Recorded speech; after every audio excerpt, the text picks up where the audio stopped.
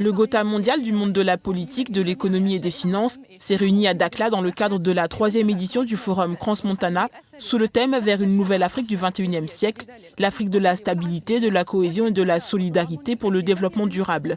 Le but est de fêter dans cette édition le continent africain, depuis une terre africaine. La 3e édition du Forum Crans-Montana fait la part belle à l'Afrique et à la coopération Sud-Sud. Plus d'1 millier de participants venus des 4 coins du monde.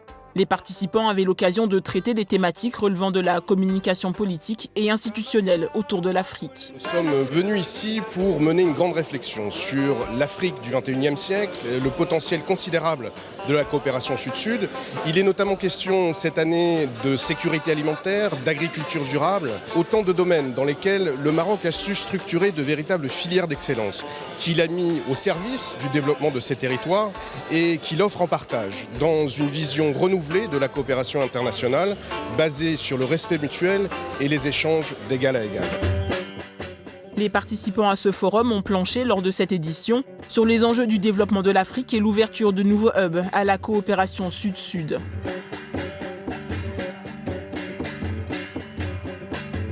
« 11% du commerce d'affaires en Afrique se déroule à l'intérieur des pays africains. C'est trop peu. Notre objectif doit être de l'améliorer. Il doit être beaucoup plus élevé que cela.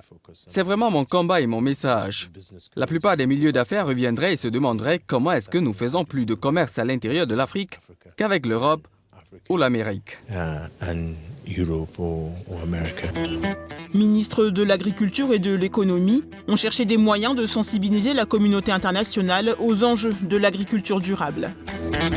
De nombreux peuples en Afrique, 4 des pays africains connaissent aujourd'hui la faim, ce qui est honteux à notre siècle, compte tenu des technologies, compte tenu de l'innovation, compte tenu des propositions qui sont faites par les Africains. L'Afrique doit relever les problématiques de l'eau et de l'agriculture.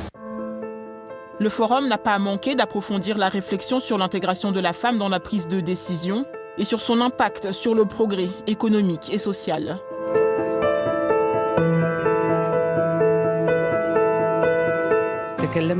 Nous avons parlé des problèmes auxquels sont confrontées les femmes arabes et on a constaté que les mêmes problèmes sont rencontrés par les femmes africaines qui souffrent à cause de la pauvreté, du manque d'éducation et de la santé. Il faut trouver des solutions puissantes pour sauver les femmes africaines de la situation dans laquelle elles vivent à travers l'éducation et l'investissement dans l'agriculture. La fondation du Forum a décerné des prix, notamment à la présidente du collectif des femmes pour la lutte contre la migration clandestine au Sénégal.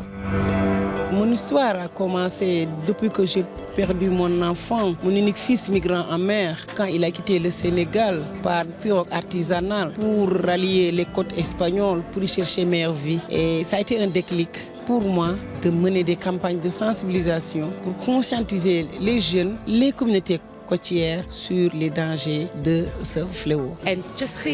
Et voir nos enfants vouloir vivre dans leur pays, vouloir aller en Europe ou n'importe où, et savoir que cela est impossible. Je plaide pour que les portes leur soient ouvertes quand ils viennent dans vos pays, s'il vous plaît. Ne fermez pas les portes, parce que vous savez de quoi ils ont tous besoin. C'est une chance de vivre. Ils ne quittent pas leur pays parce qu'ils veulent, ils partent à cause des conditions.